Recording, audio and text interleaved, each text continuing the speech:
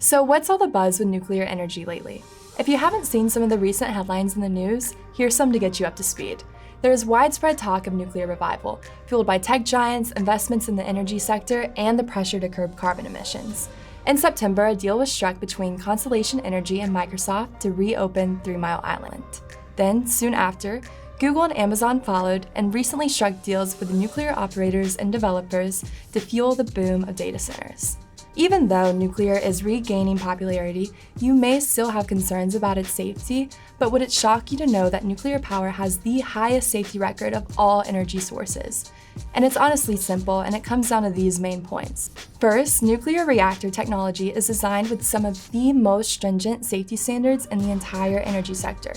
And modern nuclear reactors are designed to be walk-away safe, meaning that the safety systems in place can operate with or without personnel or even additional power supply.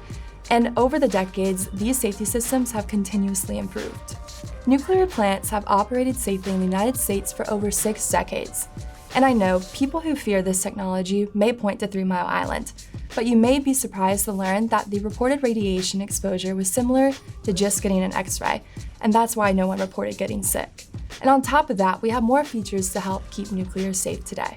Nuclear reactors use accident-tolerant fuel, meaning if something does go wrong, the fuel prevents the reaction from continuing, and this is called the negative void coefficient if you really want to nerd out and learn more about this. There's nuclear reactors everywhere.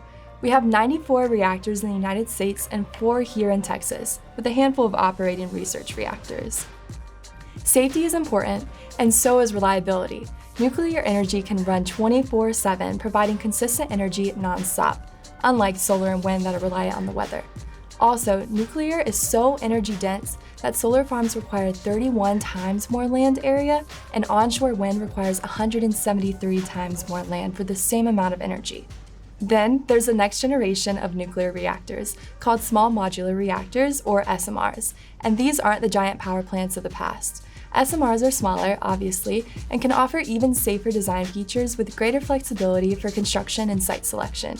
The sense of urgency to revive nuclear power is driven by the rapid growth of Texas energy demands expected over the next 20 years, and this growth requires consistent, dispatchable power.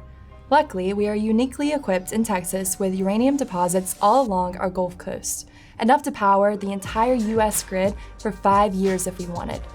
This nuclear expansion doesn't come without challenges. Regulations and costs make it tough to build new plants. By making smart policy moves to streamline permits and pre-select sites, Texas could lead the way in the new era of safe and efficient nuclear power.